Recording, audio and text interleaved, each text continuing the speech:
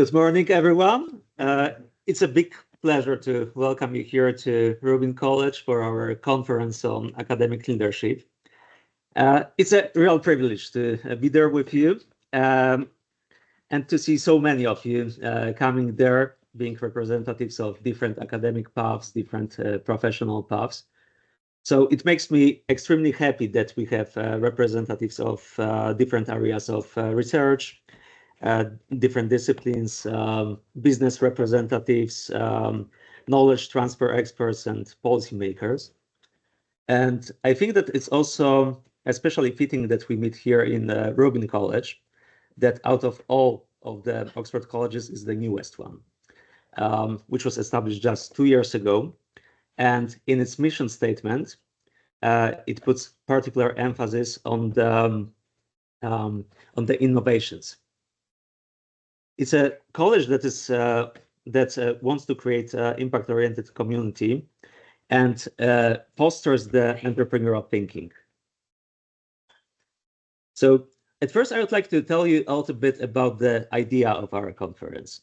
So as you might have seen, looking at the agenda, it's very interdisciplinary and it's very broad in the scope. And one could argue that it's even a little bit too broad, but actually that was the idea, that was the decision that we made on purpose as the organizers of the conference. Because we believe that nowadays the scientific development progresses mainly through the ever-increasing specialization. So researchers have to find their quite narrow research areas, research fields, and they have to specialize in them. Probably it's a very good way to advance the scientific understanding. However, this approach also is related to some threats. For example, we might lose the wider perspective or context of what we are doing. In some extreme cases, we might even lose the sense of what we're doing. So I think it's not a surprise that often in the context of academia, we hear about burnout. We believe that scientists who obtain and who develop highly specialized knowledge are in this unique position to enter the dialogue with the society and to inform the society. It's especially important nowadays in this age, in the era of the information-driven society. So access to good quality knowledge and information is extremely important. And scientists, because of their expertise, are in unique place to make the impact, for example, by entering the dialogue with policymakers. They are also in unique position to impact our lives, to increase the quality of our lives by bringing innovations to life. So we would like to stress this social role of scientists at this conference. We believe that good science doesn't exist in isolation. The times of the ivory towers are over, and nowadays academics are called to participate in wider society life. Good science, in order to be created, needs to be embedded in a wider ecosystem. Ecosystem that consists of policy agencies, knowledge transfer organizations, business partners, and local communities. So at this conference, we would like to showcase some particular examples where academic expertise can be used to tackle the greatest challenges of our lives, of our societies, at many different levels. So going from the global level all the way down to the local communities, to our neighborhoods. At this conference, we are going to have 4 discussion panels, starting with the panel about lessons learned from COVID pandemic. The second of our discussion panels will be about innovations in local communities. Then we'll talk about Ukraine and the role of academic leaders in peace-building process. And finally, we'll have a panel about academia and enterprise in innovative industry. What is also very important for us in this conference, that we would like to make it possibly interactive. So we didn't just invite you there to listen to our great panelists, but we also want you to take active part in our conference. And that's why we designed this interactive session, the 5th session of our conference, that took the form of the roundtable discussions. And then all of you will be invited to take the active part in the conference. And we are really looking forward to hearing your opinions and comments. So now I'd like to introduce co-organizers of our conference. This conference is supported by Łukasiewicz Research Network and in particular ITECH, the Institute of Innovation and Technology from Warsaw. ITECH Institute specializes in analysis of socioeconomic implications of innovations and new technologies. So it's a very fitting partner for our conference. And we're very happy to have there a representative of ITECH Institute, Adam Dawidziuk, whom I would like to invite to say a couple of words.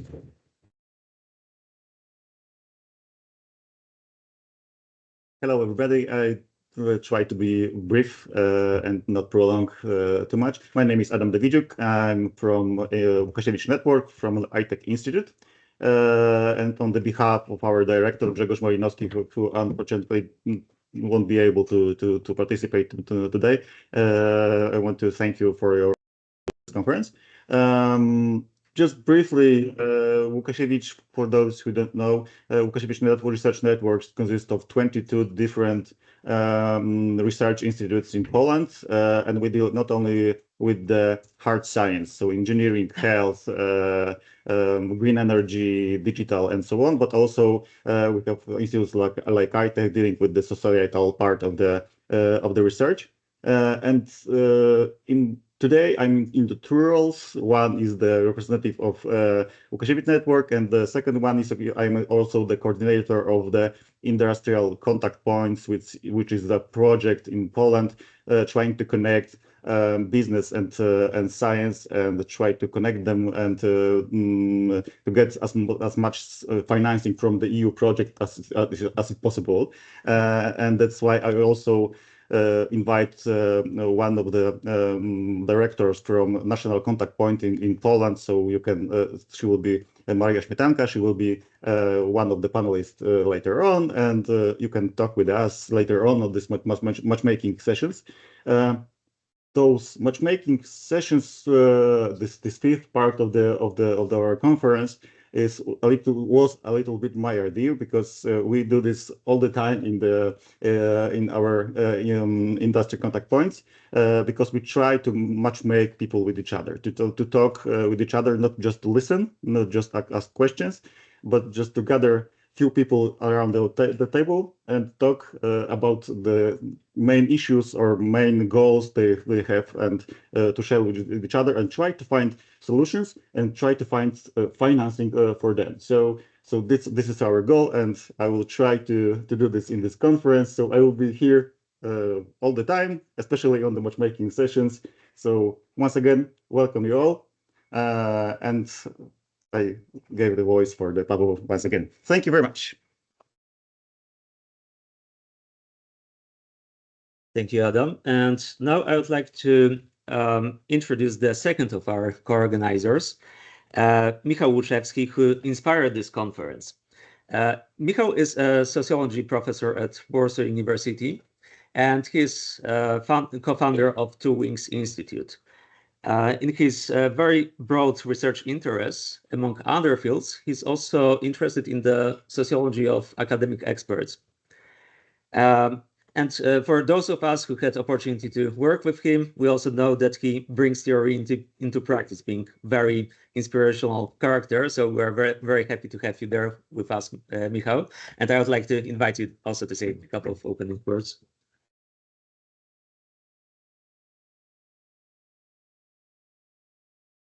Thanks so much for that introduction. I'm so happy to be here, to be with all of you, to see known and still unknown faces.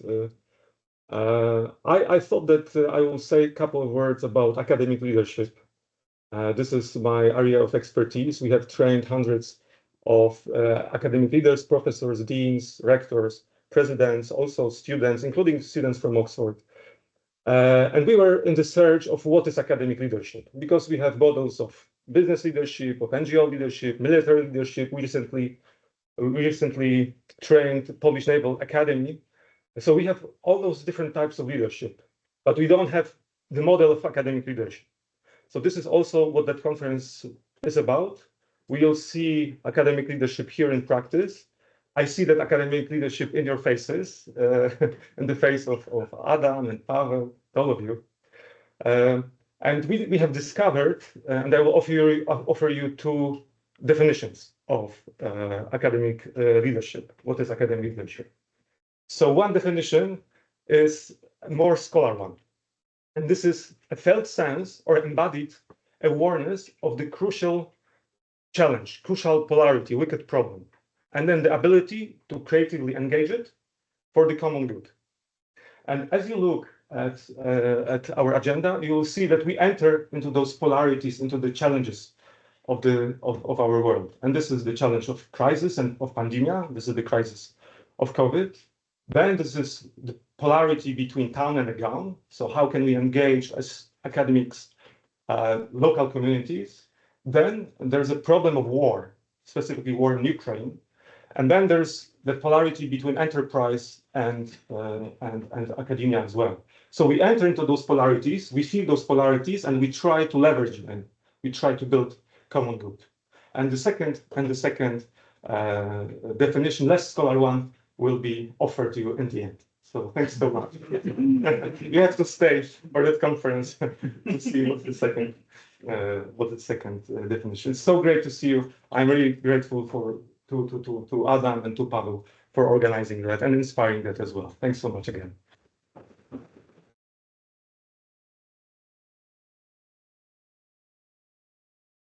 Now, without further ado, I would like to proceed to the first panel of our conference on the lessons learned from COVID pandemic. So I would like to invite our panelists to the stage. And I would like to also introduce our moderator for the session, Dr. Holly Sadler, who did her PhD here at Oxford University, specializing in interdisciplinary bioscience, and currently works as a consultant at Global Influenza Program at World Health Organization. So please welcome.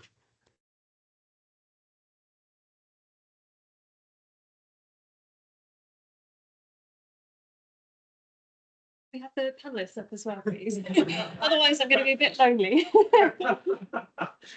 Thank you so much, Pavel, for the introduction. Any order you like, I don't mind. As it comes.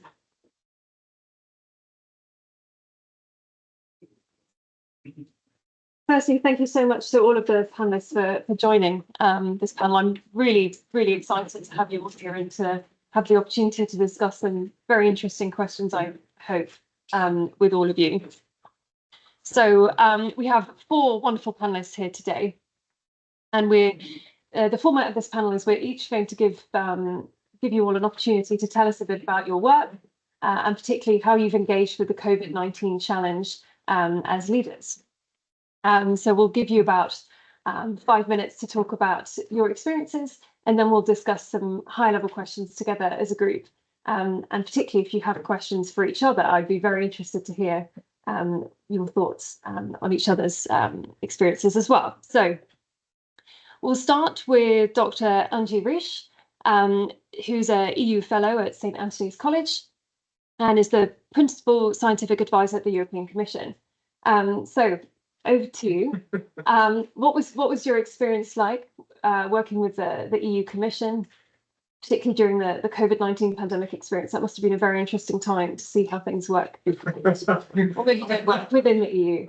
I think the Chinese say that this is, if you wish you good life, you should live in the interesting times, you know. Mm-hmm. So this is what's happened to I think to all of us. You know, I think that, you know, personally for me this was like a black box. I remember when I came in and when I came out, you know, frankly speaking, I remember only that the stress level was such huge and the work and yeah, it was something I simply couldn't believe. You know, it's if you told me, you know, the week before pandemic started, I would most probably not believe that all these things happen. But now let's put some reflection on this. I will start from my own expert, kind of really said this anecdote, this story. when I was invited to my final interview for my job, in the end, I got the last question. It was easy question. The leader of this panel asked me, "Okay, so Dr. Ryś, what you don't like to do? You will get this job." And I said, I would not like to manage pandemic. But it was 2006, and then first pandemic came, and of course this one came. As you remember, we have been prepared. You are in influenza field. I remember I was involved in the kind of first mock-up vaccine assessment and signature for those vaccines. Prepare for H1 N1 and H5 potential virus and so on. So somehow we have been prepared, but we always thought, okay, it was 60 years ago, was Spanish rule, so most probably this one may came or not. But when this came, somehow I felt prepared. But this other anecdote, because how we have been prepared, we did think it may come. There were some signs coming from different parts of the world, mainly from China, of course, this time, infection and so on. And then when this came was Friday evening, and I got the message. This was confidential message from my colleagues from United States. They got the virus. They did study, I think, with Canadians this night, and they said, okay, the warning, it's most probably pandemic type of virus. So we have the procedures in place. We train. It's like it's Friday evening, 5 p.m. I still remember. And so I pick up the phone and I call my director general, by the way, the Oxford graduate. I said, Robert, we are, I think we are coming to the most probably very, very difficult phase. It will be pandemic. And, and he said, okay, English, very cool man. Yeah, be ready. You trigger procedure. It means I should, put my team on call, and cycle orange alert. And then I said, but call the deputy. She was responsible for the animal health, because she also, in the procedure, she should know. So I called her. She was Italian. She is Italian. And her response was like this: I said, Paula, we are coming to sense. She said, it's an exercise. I said, no, it's true. And she said, Mamma mia.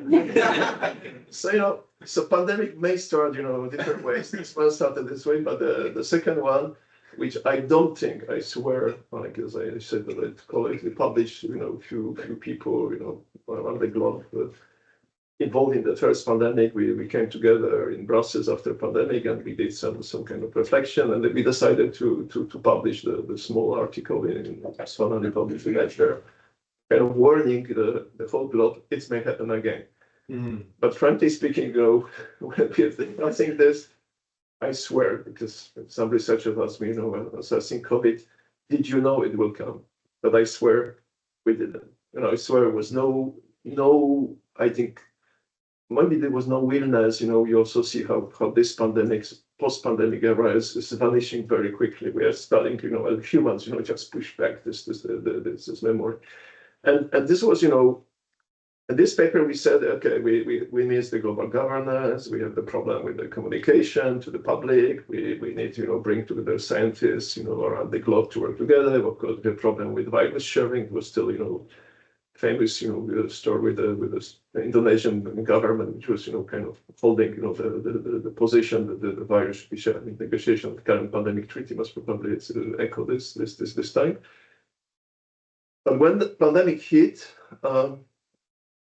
I think my first feeling was that it could be like the one we already went through, but this was so different. The speed of change and the response you should give was massive. And also the way that somehow the government.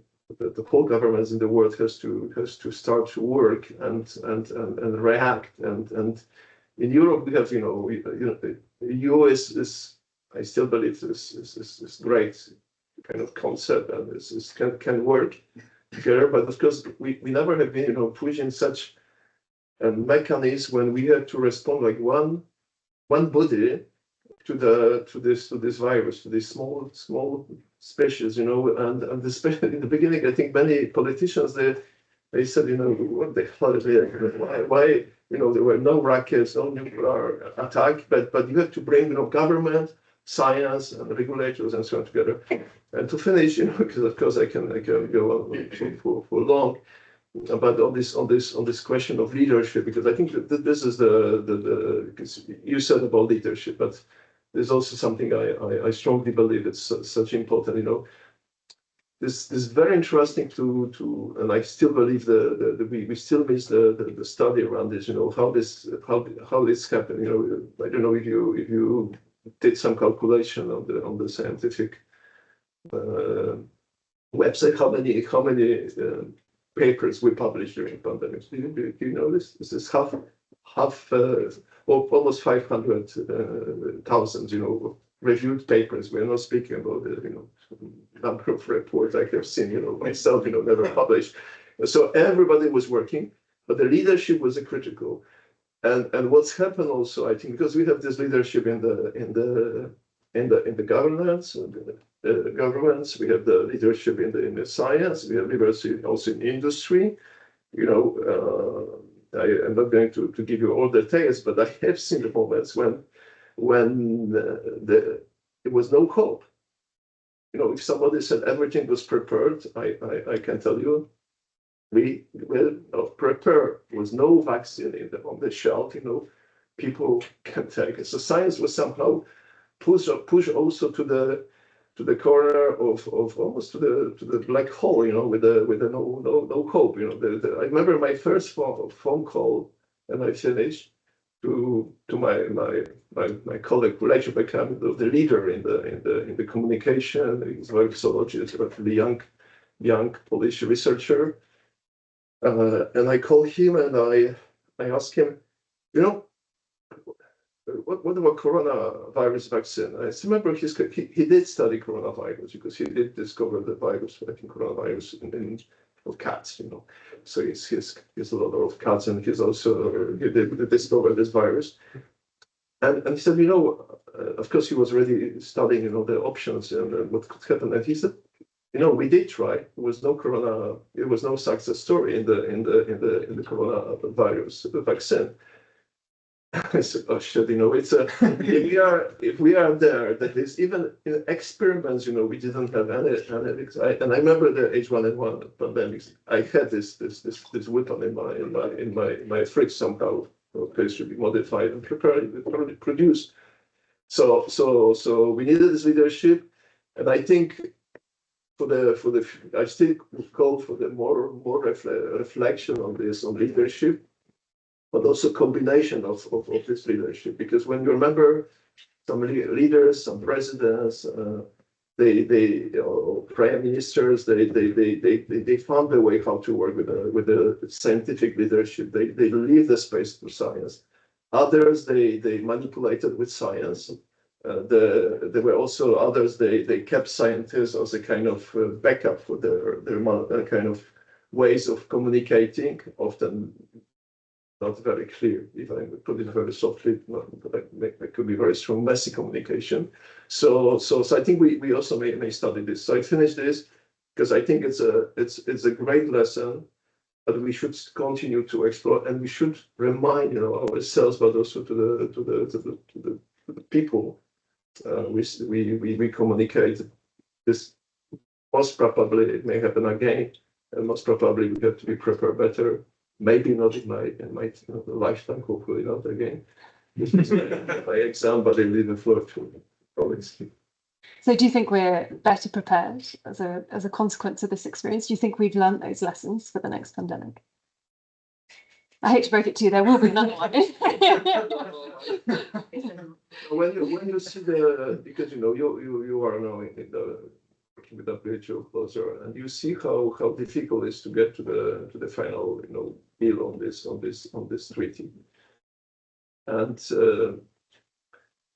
I was in different kind of more implementation, but also I was quite involved, because I was also vice minister of health in Poland when the discussion with the tobacco treaty started in WHO. This was really the first treaty we were able to agree, globally, and I think is a great achievement. And I can continue to say with my two hands, it's a great job. I think, of course, the implementation not easy, but we continue to work together on this. Tobacco is of course a big epidemic, and we should go together as a globe, But of course, tobacco has the different kind of features, I may say, of this. But at the same time, can we as a world, continue the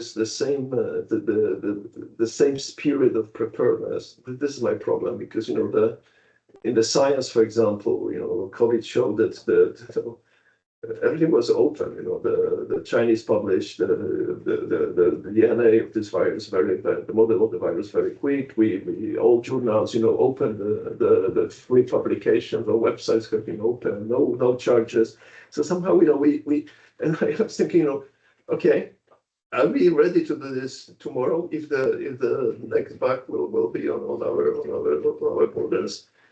Can we? I mean, this is maybe also a question to all of us, because I think this is what one of my colleagues from the big academic hospital told me, that during pandemics they learned that, okay, we can treat patients or monitor patients when they are outside the hospital. And the clinic, the pulmonology clinic, just 2 months or 3 months after pandemic, the doctor started to call back patients, and the manager of the hospital, was clinical director, asked me, why you are not treating those people, the same way as you did? It was quite effective. They did also some service evaluation of how this worked, and they said no, because we should bring patients back to the hospital. And the question was, it's true or not? And of course, in the end, it's the true was, of course, money, because the fees for the when you bring patients to the hospital is much higher than to this teleconsultation,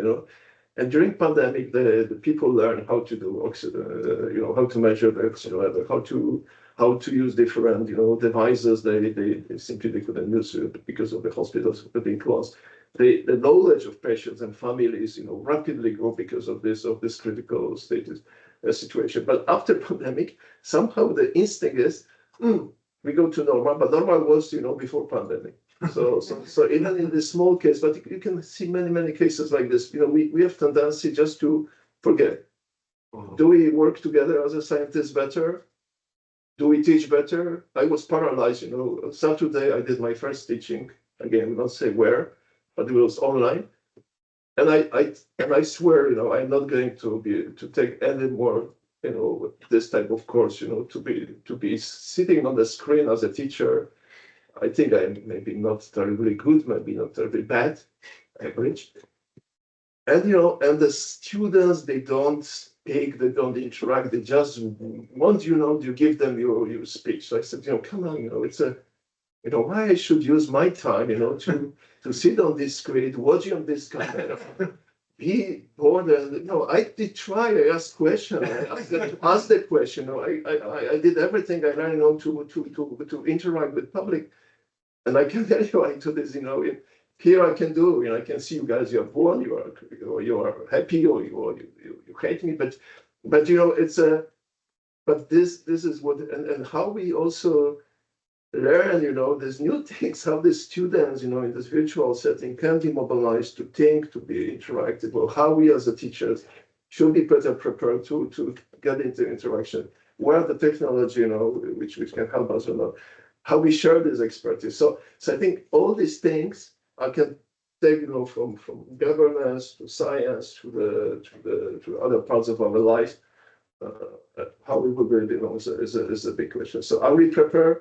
I think the question is how, as society, as professionals, as governments, we can work together. This is most probably the future preparedness, Yeah, fantastic. Thank you so much for those insights, Dr. Ryś. So I think we'll carry on down the line, if that's okay with you.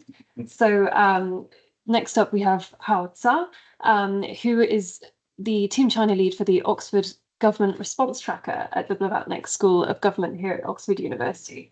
That must have been a very interesting project. So you've been looking at different responses from different governments, and particularly your focus has been within China, looking at the subnational level. So very excited to hear more on on what your key findings have been from that.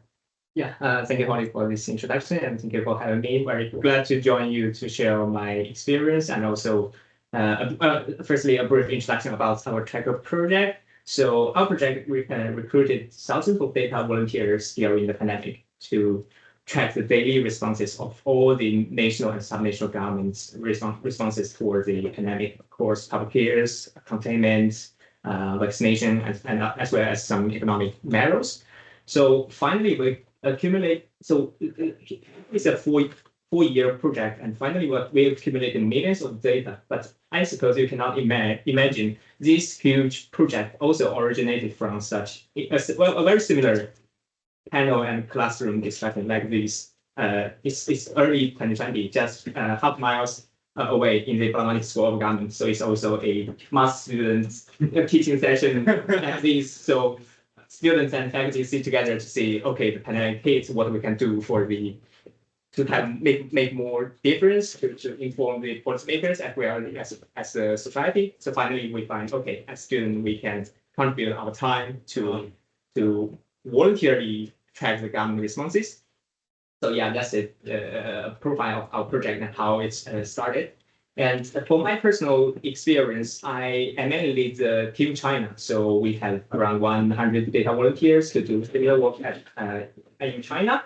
So because today's topic is a lesson for what we learned from this experience, so I have three main messages I want to share with you. The first is because it's a long time tracker project, we can see how the government changed their responses from the early 2020 to the final 2023. So a very important question here is how this government can learn and adapt quickly to the pandemic, because as Andrew just introduced, the crisis changed a lot.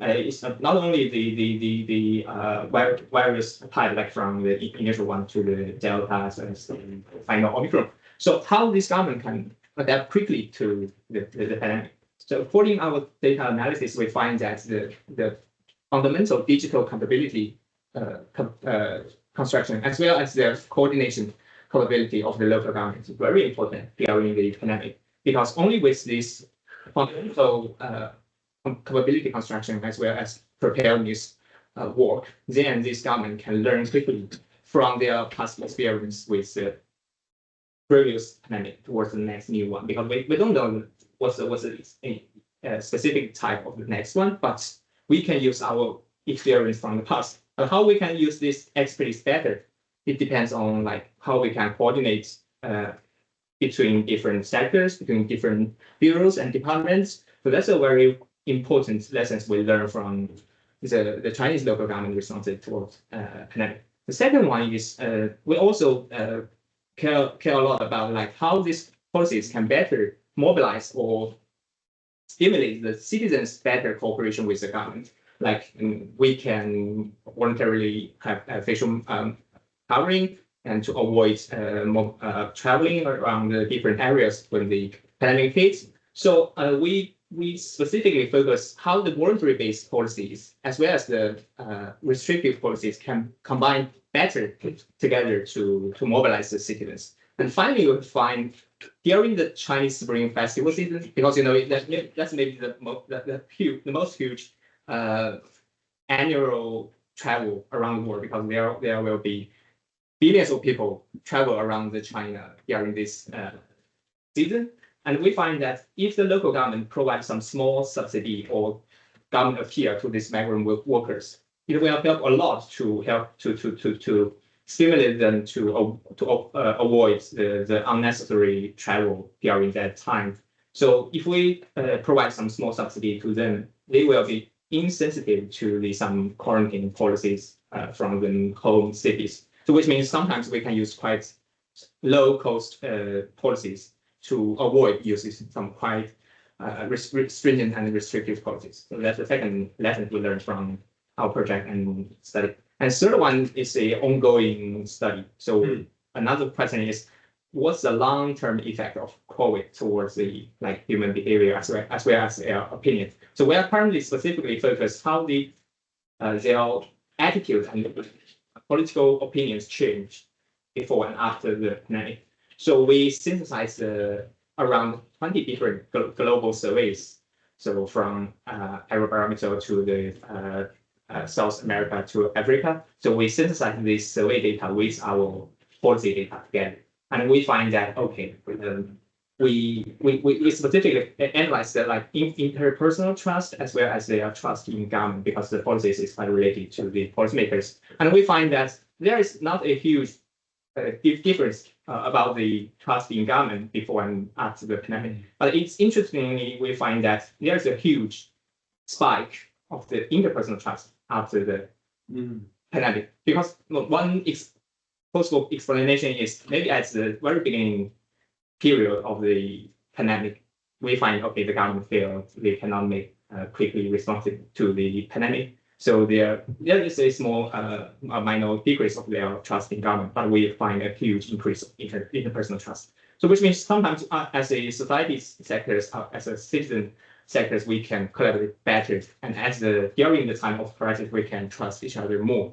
But interestingly, we find this kind of increase quickly faded away, like several months after in 2020. So we are very curious about why this happens and why we order some variation in this decrease across different areas of the world. So yeah, that's the three main piece I mainly learned from the pandemic, and welcome to keep an eye on our ongoing studies. And yeah, I really enjoy this kind of conversation because, as I mentioned, our project originated from a similar session 4 years ago. So yeah. Oh, wow. Thank you. And so you talked quite a bit about trust there. Yeah. I'm kind of interested in what you were saying a little bit is about adaptability as well in responses. Yeah. And I was just thinking about how during COVID we had a lot of questions like who is doing it right? Yeah. You know, which country or which policy is the right thing? And I wonder what your perspective is on changing approaches, right? Because all countries changed their approach throughout the pandemic and went, okay, this is what we're doing. Okay, now we're changing. How has that affected trust? Is that something you've looked at all in terms of are countries that are changing their policies very often able to do that in a way that maintains trust from the public, or is that a big challenge? Yeah, so very good question. So the adaptability of government and trust are two separate research topic of my study, of our project study now. But yeah, as you mentioned, these two parts could link together.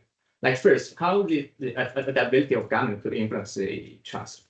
So it's an intuitive hypothesis we can find the adaptability will influence the outcome of the performance of the government, right? The infection rates, the tolls of the pandemic. So this performance citizens can perceive and then change their opinions and attitude towards the government. But on the other hand, this kind of trust opinions can also feedback to the government. So how this channel could better to incorporate into the policymaker decisions is a very important question, because we all want our voice and opinions could be considered by policymakers, right? So there are different channels around the world. Like there recently a study also published in the scientific report. It's a journal also under the science matrix. So we find that the public opinion on the social media in China, we all know there might be some censorship problem in the social media platform in China, but maybe also not only in China but also around the world. But we find that this study calculates how the people, what percentage of people discuss the original focusing events related to the pandemic, but also some generating and secondary discussion on this some focusing event and change of policy during the pandemic. And if the second part is huge, is more huge, like there are more secondary discussion about this event, more complaints. This kind of discussion could be reflected to the next policy change about from the government. So which means this study partially proved that, okay, some public opinions and attitude and opinions could be held by the government by social media. But what are the other ways? So we are also thinking about this quite interesting problem. And yeah, we also welcome more discussion on this side. How the government better care from the citizens. Yeah, thank you. Fantastic, thank you so much. Okay, we'll carry on down the line. So we have Dr. Jakub Motrenko from the University of Warsaw, and you're a sociologist. So I hear you've been doing some very interesting interviews with policy advisors and seeing how that influences decision making. So we'd love to hear more about that. Right. So I'm not an expert at COVID, infectious diseases, and so on, but I've been becoming for a year an expert at COVID expertise. Michał Łuczewski invited me a year ago to conduct some interviews, which he had conducted before about leadership. And I came with one question, which we asked to some scientific advisors. And the question was, is it easier to explain politics to expert or science to policymakers? And I still ask this question, but now I have a lot of more questions than I had before. And I started to follow how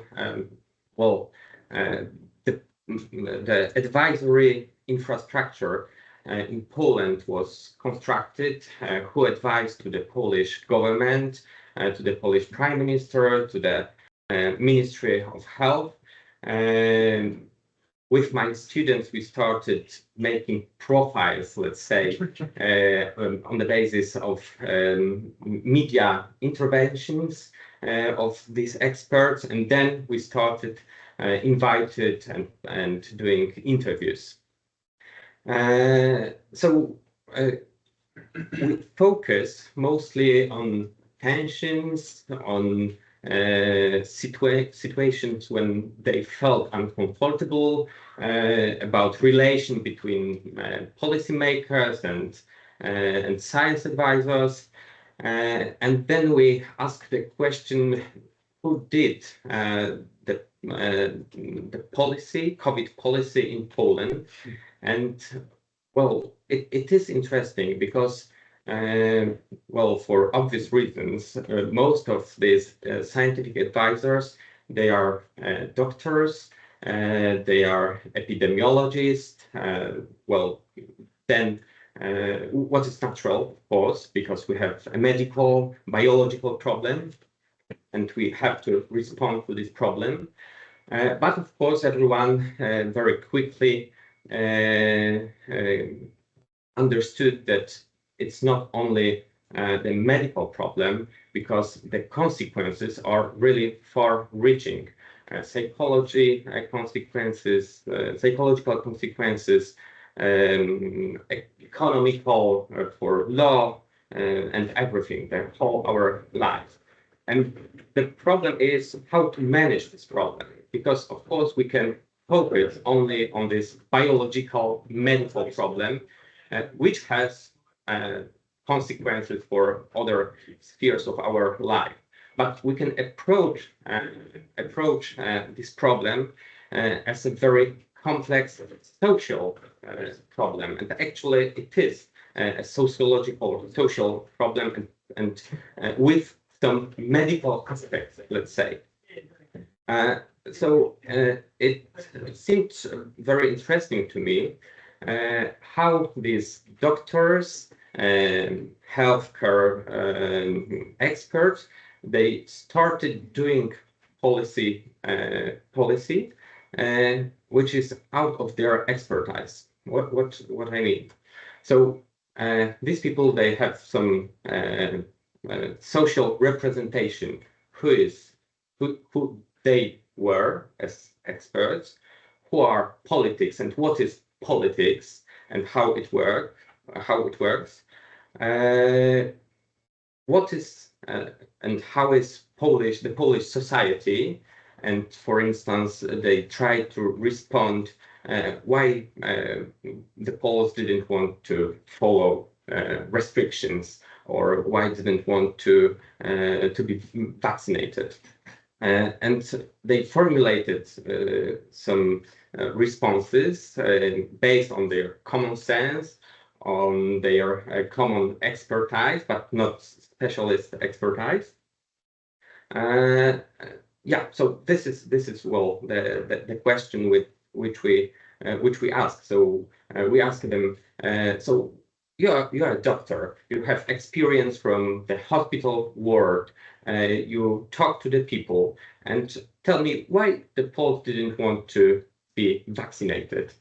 And the answers for sociologists sometimes are very strange because they say, well, people are stupid. Or it depends from which part of Poland, because in the east of the Poland, it's not a real civilization,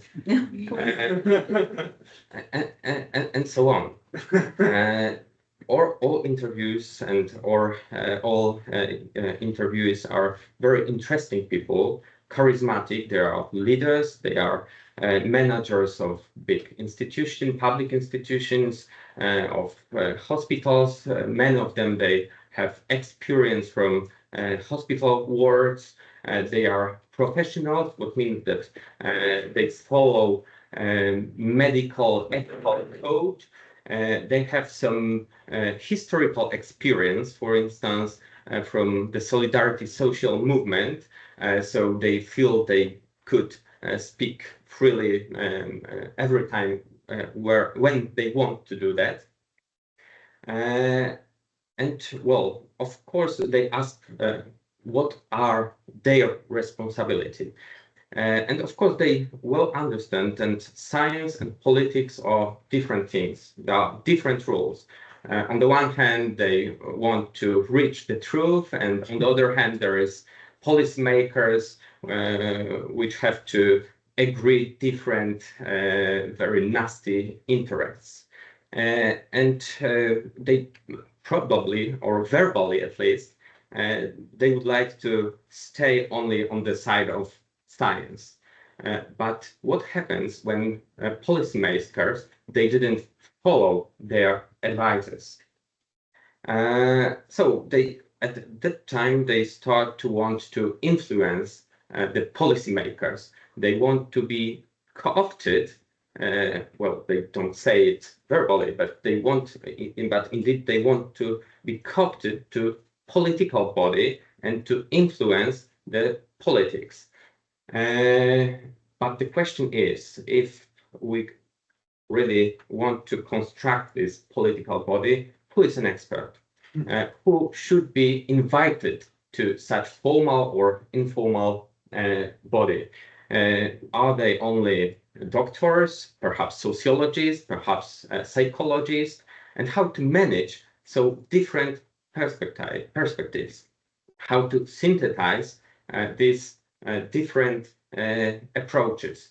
A scientist should do it, or policymakers should do it, or scientists could advise to policymakers how to synthesize this knowledge.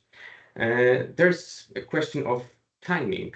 On the one hand, we have to act immediately, and there is no time for thinking. We have to do something like at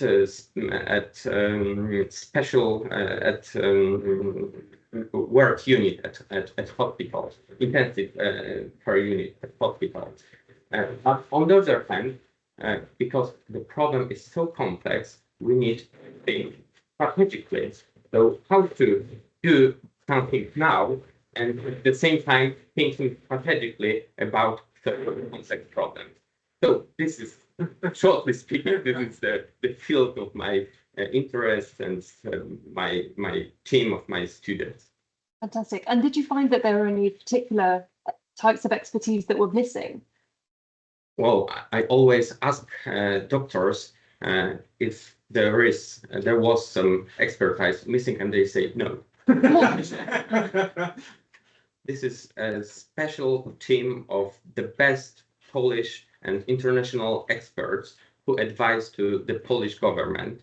And I would say that the success of this council, well, there was two councils, that Michał Łuczewski was a member of the second councils. The first council was resolved after the conflict with policymakers. And the success of the first council was that indeed that were the people who know each other and who were mostly epidemiologists and doctors in general. from the perspective of, from our perspective, I would say, yes, there were missing some expertise, psychologists, sociologists, perhaps economists, but the question is how to organize the work of these people. I wouldn't say that we should establish a big body with 100 of experts and they should discuss what politics to conduct. It's not possible. So it has to be resolved in different way. Great. I can't wait to find out how. I say you at the end of the conference. Give you just some time to think on that one. Thank you so much, Dr. Motrenko. And so finally, we have Zoe McDougall from Oxford Nanopore Technologies, where she's the global head and the senior vice president for corporate affairs. So I'm sure that's been a very interesting time through COVID and seeing the innovation and I guess also seeing technologies move around a lot and reach new areas. So yeah, over to you to tell us a little more about your experience, how it's been for you. Thank you very much. Well, I agree with this of living in interesting times. Comment. It's been an extraordinary period to be in life sciences in general. A little bit of background for anyone who's not familiar with Oxford Nanopore. So we're a company that was spun out of the University of Oxford in 2005. And the technology that we have developed is a platform technology for molecular sensing. So we use electronics to basically analyze molecules like DNA, RNA, and in the future proteins, metabolites, and those kind of things. And because it's an electronics-based platform, it's basically made of magic because it's such extraordinary technology. It's taken about £500 million worth of development to get to essentially what is a Mars bar-sized DNA sequencer, which I apologise is lost in my handbag because it's so small. But we've seen that. Yeah, it's true. You can go on our website and see one. And one of our goals as an organisation, we're very purpose-driven, and I think that's one of the things I'd like to talk about in terms of what we learned from COVID and the purpose of an organisation and what we're trying to achieve has ended up really uniting lots of different types of stakeholders. So our purpose is to enable the analysis of anything by anyone, anywhere. And what that means is we're not just selling very expensive boxes to very rich scientists. That's the opposite of what we want to do. Is we want to enable broader audiences and communities to do the science that then results in those communities solving the problems that they have. Because we are moving through an era where science is done by sort of helicoptering of, rich countries into developing ones, hopefully to ones where those communities can drive their own scientific agendas. And that's what unites us in our product design, in our service design, our pricing, the handheld sequencer that we made, you can get for about $1,000. So it's really accessible to anyone. And why is that related to COVID? So I'm sure you're familiar with COVID variants. You don't have to be a biologist to know about COVID variants. Well, during the pandemic and since pathogens have been studied well, scientists have been sequencing the DNA or RNA of pathogens to identify them, but to characterize them. So, for example, you could look at tuberculosis genome, sequence it and see if there's drug resistance properties in there, and therefore what antibiotics to give that person. But in the case of a virus like COVID, you could sequence it and work out whether it's changed. Is it a new version of the virus? And from that, you can map the sort of phylogeny of the virus. This is very much your area rather than mine, so I feel bad about talking about it. But from that, you can therefore map the journey of a virus from a person coughing in China to a person coming down the symptoms in Canada, Italy, all of those countries that then spread to the world. And to tell you a story about how this journey started for me personally, I was at the JP Morgan Healthcare Conference, which is the big shindig in January every year. It was the second week of January 2020. And in the days up to it, we'd heard, we had some investors in China, and we'd had a couple of sort of people sharing WhatsApp links and saying, there's this virus, things are going down in Wuhan, it's a really difficult situation. Our technology had been used since Ebola to map in local communities like Sierra Leone, Guinea, the track of Ebola, and also for sort of all sorts of pathogen surveillance. So we have this because it's very accessible. And I got a call in the middle of the JP Morgan Healthcare Conference by someone who said, look, I'm an investor in Oxford Nanopore. I'm here in China. I can see this virus in Wuhan is spreading through the country. you guys are obviously in pathogen surveillance. What are you doing about it? How are you responding to this? And so I phoned up a guy called Nick Lohman, who's an amazing professor at Birmingham University. I'm sure you've heard of him. He, for many years, had been building processes by which sequencing could be used by broad communities to rapidly understand pathogens. He had a group called the Arctic Network, funded by the Wellcome Trust very presciently in 2015. And they were funding him to develop methods so that, for example, in Guinea, you could do sequencing on the ground using workflows that they developed and primers. So if you're sequencing a virus, you have to kind of go fishing for the virus before you sequence it, essentially. So Nick said, well, funny enough, I'm looking at the moment at yellow fever thing in Brazil. So, but I've heard a bit about this. Yeah, let me just call my friend George Gao, who is in the Wuhan lab, who they've done a PhD together. And within, I think, 2 weeks, they had designed a primer set and a workflow to sequence COVID, and they had released that publicly. So that piece of work was probably in previous pandemics a year, and they'd done it in about 2 weeks because Wellcome Trust had previously invested in that work. And so now you had our technology, which you get by FedEx for $1,000. You had his primer set and his open framework for sequencing, and also you had GISAID, which was obviously flu, but then people started using it to submit and share data on COVID genomes.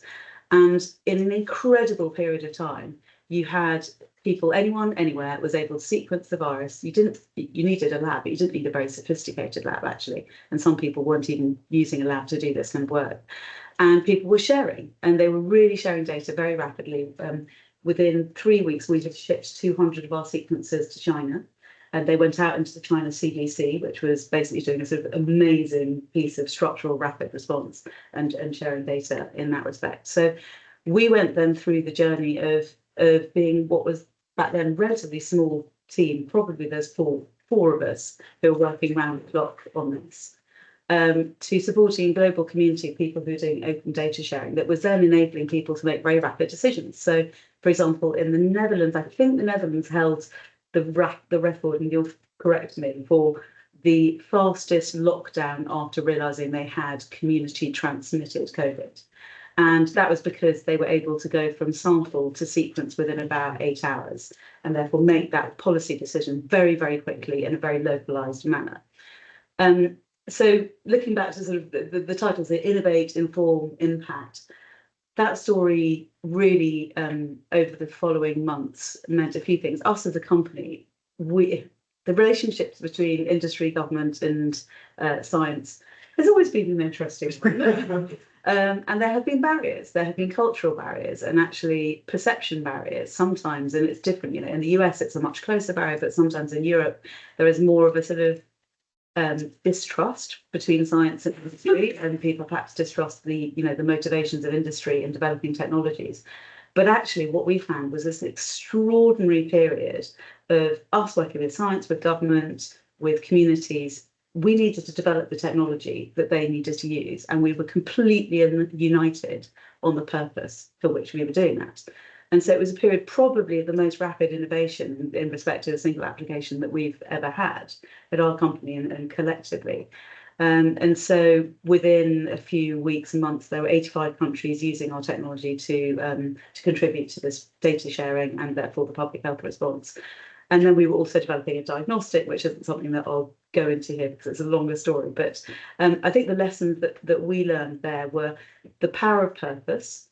For leadership, coming back to leadership, if we can give everyone, someone described it to me the other day, as if imagine dropping a sense of the pile of iron filings onto a desk, and they're all pointing in different directions, and you draw a magnet over them, and they do this, and they're all pointing in the same directions. But each of those iron filings has its own purpose. Maybe they're designing an algorithm, they're looking at the data, they're designing policy, but they're all doing it for the same reason. And we had that very coherent purpose in COVID, which was to save the lives of our friends and family and anyone in the community. And that purpose was very powerful. And organisationally, we codify our purpose in order to make sure that everyone is really motivated to come to work and do the best job that they can, and all, again, pointing at the same thing. So I think in terms of leadership, codifying the purpose of your work is really important. And then the other thing I think we learned was about prioritisation, because it's amazing how much progress you can make when all the stuff that isn't important you stop doing it. Because we're all trying to do 100 things, and actually it turns out that probably 50 of them can actually wait. You know, if you make sure that perfection is not the enemy of progress, and you are really clear about your prioritization, then you can make purpose. Now, obviously, we've all lived through an area where COVID was the only thing we were doing, and actually we still do have to deal with cancer, heart disease, diabetes. These don't stop being priorities, but it was fantastic to see the progress that we could make when we were united and actually not doing unnecessary stuff. So I think those are the two key things that we saw during that.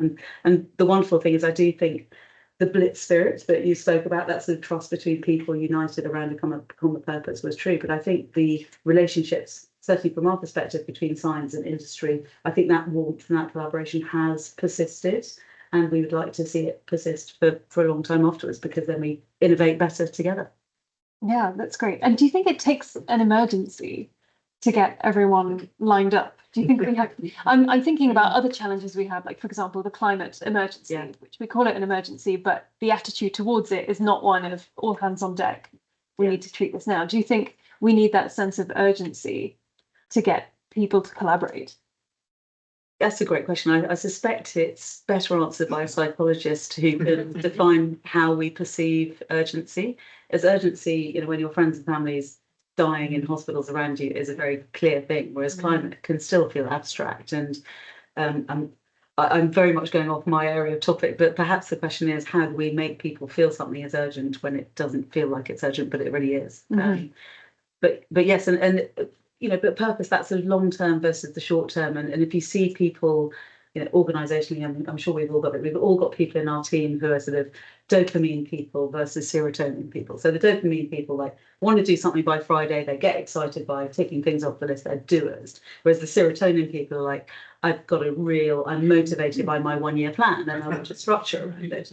And no organisation will survive with just one or the other. You need that combination. So perhaps it's finding the purpose is actually articulating the urgency for both of those types of people and making sure those things. Right. So it's a communication challenge then, really, isn't it? Please. So, I'll jump to this because I think there's a fascinating, you know, what you said, because it was also same feelings on our side, you know, speaking on behalf of the government, but also the regulators. You know, what's happened, you know, because you mentioned, you know, science and the industry, but also regulators, you know, we decided to be on the same kind of line of the magnet, you know, of COVID, if you follow your real concept. And I you know, I remember that there was kind of backslash with this a bit, because people, you know, you remember journalists started to ask people, simply citizens, oh, you develop vaccines so quickly, and you told it's not possible to develop so good. For example, not the vaccine movers, they started to use this, you know, okay, you are doing wrong because you are jumping over this, you know. They didn't see this, you know, we have seen this, because, you know, I swear there was no compromise, you know, in the way the things were, for example, assessed, or the vaccines have been delivered. But for example, to change this, you know, it was, remember, you know, 2 years before pandemics, we discussed the distribution of vaccines, and you know, industry colleagues were telling us, you know, we have 23 languages in Europe, how difficult it is to produce from one factory that distribute with the 23 languages labeled, you know, with every pack and so on. You know, this is really changing, you know, for months sometimes, you know, just these things. And we were able, you know, very smoothly decide, okay, we changed the rules in pandemics, and we did it. But even more important, you know, the nurse or doctor who put this vaccine into the people's arm, they were also somehow comforted by kind of one line of communication. But doesn't mean that everybody in the end was, because people started to ask the question. It's true that you can develop vaccines in a few months, but because nobody wanted to hear, we already did try with Ebola, we have the platforms, for example, mRNA stuff was done, you know, the people were searching for using, okay, mainly for oncology, immunology field. Pfizer, you know, almost overnight decided to deploy, as I heard, you know, 2,000 people just to work on this, you know, engineers, you know, logisticians, you know, remember the fridge problem, you know, -80, you know, how to distribute it. in the People's Army, in very short time. So all these things, we were able to do, and I think as a humanity, this is what I feel sometimes debating post-COVID. Most probably, I don't know why I'm scientist or I'm kind of mixture, hybrids. I don't know if I fit to one of you. But I think what I need, and I think maybe this is a good moment also to say this here, that we should not forget those things, because we should continue to speak to people like you did now. We did great job, we did, and we managed, because there were problems. There were problems, to save lives, to get our family. Remember the journalism. What is your advice because no vaccine was not available? I remember I said, it was in one of the TV interview, I said, this is the most important, that you protect you people, and this is what you said. You create this interpersonal trust, and people were really not ready for this in the beginning, but in the end, I understand this really was a big achievement. We understood we can protect our families, our people. So congratulations in the end, but nobody would give us, gifts. People say we spent too much money, we made wrong decisions, we maybe put too much plastic, to the system, and so on. So there will be many people. They say we are not our job was not done perfect. But you said perfect. But don't let perfect be the enemy of progress. Fantastic. So we have about 10 minutes left. So I do have some more questions, but I'd like to give you the opportunity if you have questions for each other, and equally for questions from the floor as well. So first of all, are there any pressing questions from our panelists or final points? If not, I will go to the audience. Please. Sure. Skip this experience and learn lesson. And my question particularly about what I see lessons about health literacy and avoiding spreading misinformation, and what was learned and you think can be done for future area. Anyone like to take that question? Well, maybe I can keep on, because this is great question, because you remember the story how we started to use this take this was a virus. I still remember my great colleague from biology department. She was calling me at the beginning. We have to train nerds. We don't know how to do it. It's a very specialized thing. In the end, the people started to do this ourselves. We got this beautiful things. We started to see the virus. So so somehow you speak about the health literacy. You see how you can progress quickly on this front. If I don't know. Again, somebody should really study this. I remember I spoke to virusologists, and we spoke. We understood that somehow, this knowledge was transferred to public, but I don't think we did a lot of trainings. And this is interesting, because often we discuss, because you can put this in other contexts, we discuss about self-care. And often I hear, it's so difficult to give patients, to empower patients with the self-care because they don't know how to do it. So how people learn those things so quickly? Because of this huge stimulus. The other example about the opposite situation, the communication kind of problem. We had this issue already said that sometimes politicians wanted to replace scientists. Sometimes it was good because they had the power to communicate. Again, I am not in the European Commission, so maybe I can use the name. Famous politicians, they made this kind of, but I would not. I like to make it international. Scandal. But okay, you can pick up the number from your memory. But it was such strange when people said things, wrongly. And they said this, and then there were consequences. People didn't get vaccines. They started to use strange products to cure. But unfortunately, also scientists that did exactly the same. I remember can we keep the name? The name, I remember the place. Was the French doctor who continues to say the medicines which already was seen as is not working is still working, and this was unbelievable that media, the French media, continue to go to him every time. That we made a strong statement from European medicine agencies, from French medicine agency. It doesn't work. It should be not given because there's not evidence it's working. But this guy, cameras, journalist, so is it miscommunication or it's fake communication? I don't know how this guy survived I don't know what he's doing today, but frankly speaking, he at least should be separated from the scientific world. Another example, of course, is of course we know also there was miscommunication by governments also as well for the purpose. Okay, difficult to understand sometimes, but we have seen the flow of kind of coordinated miscommunication by some most probably governments. I don't like to name them, but there was also interest. Sometimes I don't understand because there was maybe some commercial interest behind. Sometimes there were more kind of unclear, but maybe clear interest in the way of mistrust in the governments.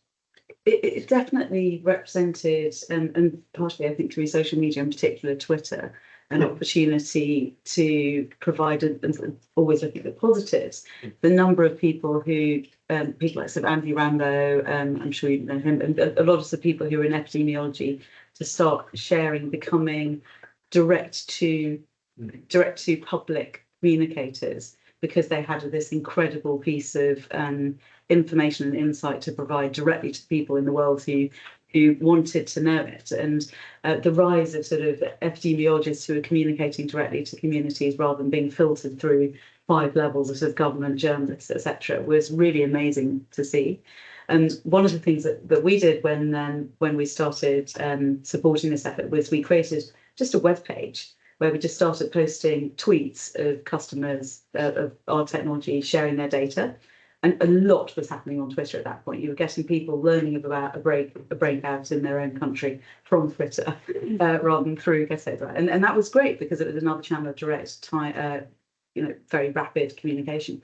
And so we started compiling this page, honestly thinking the whole thing would be done in 4 weeks, like everyone else did.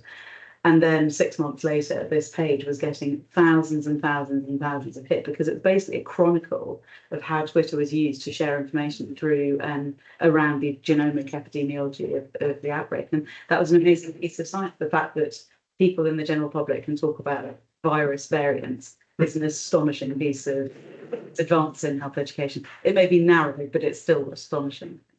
Yeah. I'm interested, Jakub, to hear how that links to decision makers as well, because we have these differences in opinions amongst experts that are potentially confusing for the public, which leads to trust issues.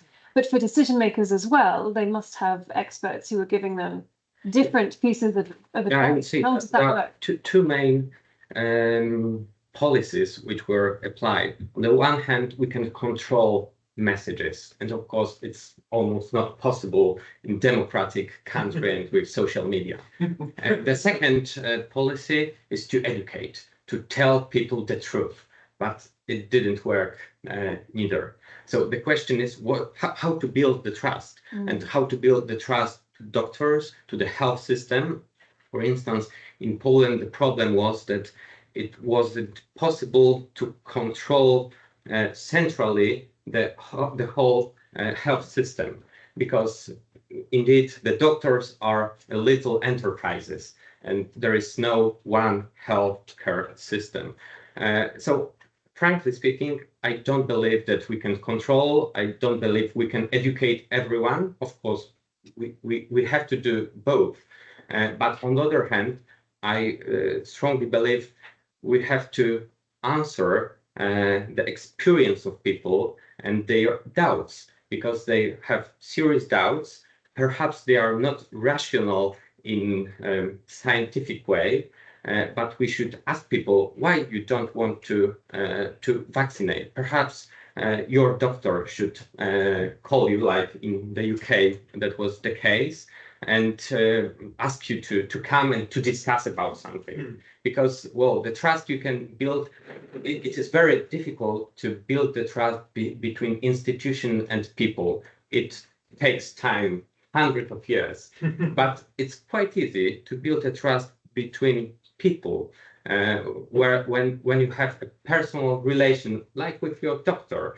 When you live in province in Poland, you have probably the same doctor for 20 years, and you can discuss with him this problem. But of course, the role of institution is to make such a policy that this doctor has an interest, has to call his patients. It's really, sorry, it's time consuming. It is, of course. And more effective. Trust building is time consuming, absolutely. Yeah, but you know, this was phenomenon of Irish vaccination program, which I was surprised how it was well done because of this idea. I know they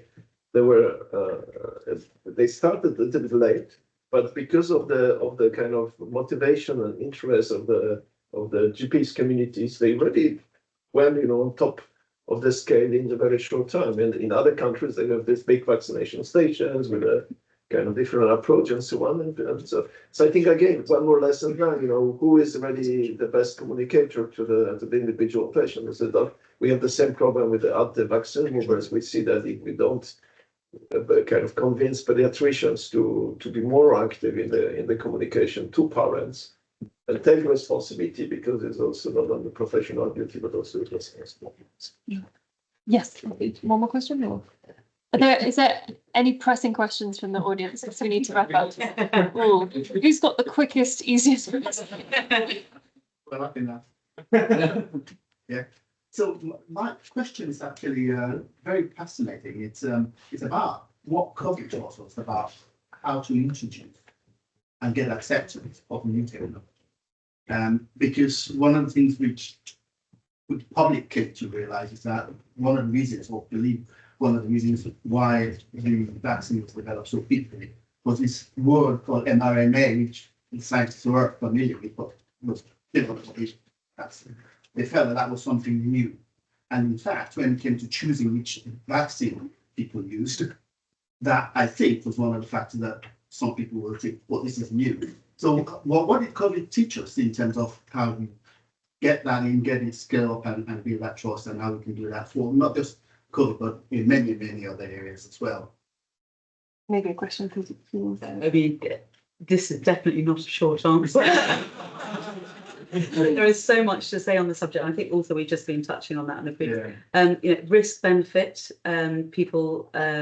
There's a lot, obviously, in the literature about the public understanding of risk, and that we find it very difficult to communicate risk and understand risk. There's an entire college set up, I think, on that, which we can't understand now. Transparency, best effective methods of communication. I don't know if it's the same for other countries, but we had Van Pan. I mean, we had the world's best science communicator, who became basically a national treasure and a celebrity, and people would be sort of, you know, selfies with him when they see him in the park, because he was so brilliant, but also quite humorous and engaging around the way he is communicating. So that trust, he had a one-to-many communication channel that was perhaps, you know, in an ideal way more effective than each doctor speaking to 30 of their patients. Both of these obviously have to matter. So omni-channel, trusted people, trying to communicate risk effectively.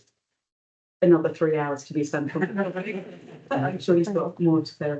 No, I think it's a fantastic, you know, that even virus, you know, imagine, you know, when I spoke before the pandemic about different departments, microbiology, virology, this is one of the last people wanted to invest.